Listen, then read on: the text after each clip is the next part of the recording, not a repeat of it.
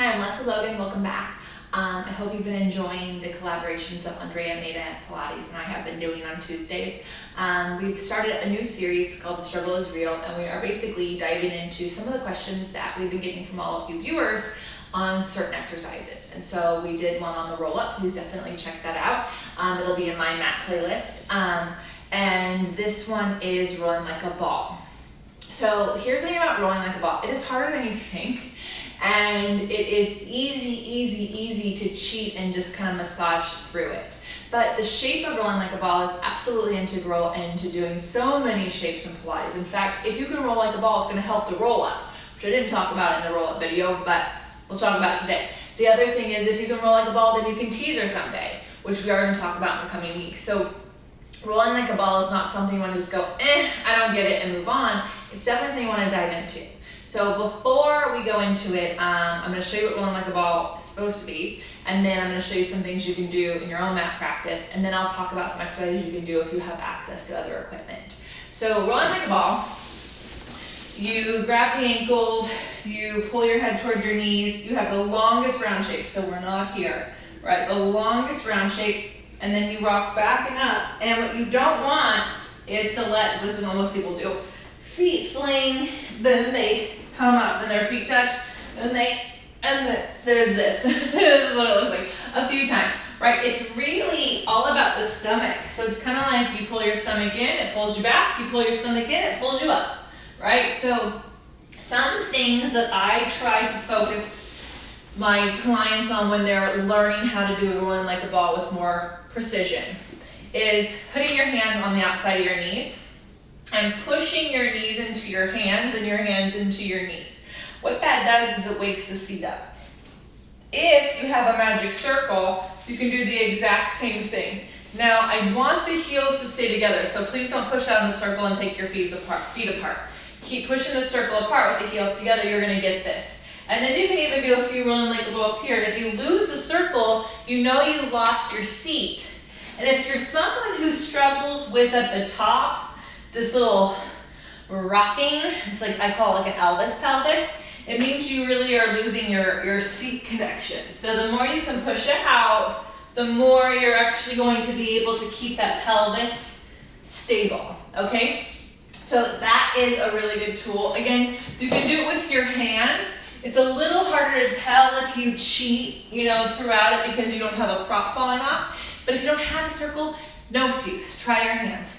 The other thing I like to talk about with people is they tend to flatten their ball out. I know the mat is flat, so it's kind of welcoming to flatten your spine, but what we don't want is you to flatten your back out and then drop your legs, and then you fling your legs to come up. So this space is your stomach massage on the reformer, right? So what I do is I grab my ankles and I push my thighs away. So they're like energetically pushing, right? You didn't see them move. I push them away as I pull on my ankles. That really helps wake up my hamstrings and my seat. And that way when I go back and forth, this part of my body is super active. And it really does allow me to focus on opening up my back here.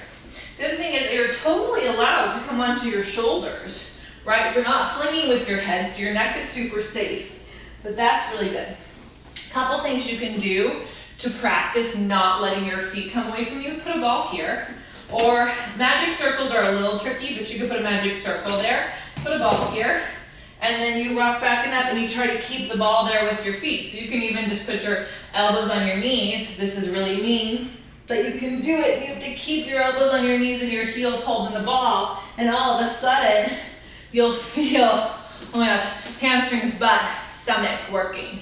So I highly recommend that. If you have none of those things, you can also try making yourself a little tighter with a bar. Now this makes yourself really tight, and this is a big challenge, but you can't let your knees come away from you because you'll lose your bar, right? So if you have these props, do that. If you have none of those props, elbows on your knees is gonna go a long way. I do this a lot in my online Pilates classes. Because I think it's really essential that you learn how to roll like a ball so that you can do teaser, right? Because so many people are like, I can't teaser. you can. If you can roll like a ball, you absolutely can. It's not much different. So it's just taking a little bit of limb away from you, but your stomach is still doing the exact same thing it had been doing when the knees were bent. If you have access to other pieces of equipment, please do stomach massage series on your reformer. Super, super great, like for teaching you the rolling like a ball shape. You can even learn a lot about your rolling like a ball shape during short spine when you bend your knees in. You can learn a lot about your rolling like a ball shape doing tower on the Cadillac. You can learn a lot about rolling like a ball if you have a C-shaper. And if you have a winded chair, I do like the push down. I know I said it in the roll-up video, but it does help you feel how your stomach controls both the up and the down of the pedal. It's not that it controls just one way and the other. Just like in your rolling like a ball, the stomach controls both directions. So I really hope that helps you kind of figure it out. And once you do, don't be afraid to like try bigger things. Try the teaser on your own. Try teaser on top of the winded chair. Try control balance on the mat. Try control balance off the reformer. They're just running like a ball and tree. So it's kind of fun. When you get these basic exercises, there's no stopping what you can do in Pilates. They're just like the combination of basic exercises together, which is super cool. I hope this was helpful for you. If you have any questions, feel free to comment below. Be sure to check out Andrea's video on this over on Andrea Pilates channel on YouTube. There'll be a link in the show notes on YouTube. And if you would like more information about what we do, please subscribe below, comment, or check out my online classes at onlinepilatesclasses.com. Thank you so much for watching.